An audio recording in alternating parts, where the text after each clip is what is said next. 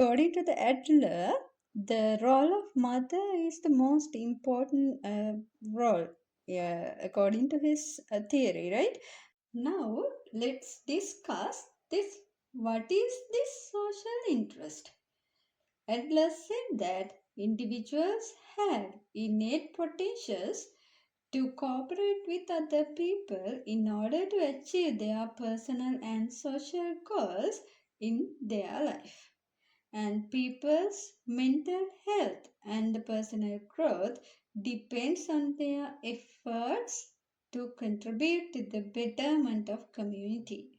And Adler said that people can't survive without cooperative effort and the goodwill.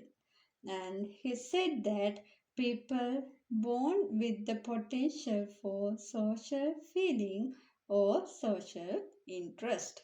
And researchers found that people who have higher in social interest, they are trustworthy, socially adjustable, and altruistic, helpful than the people who have lower in social interest.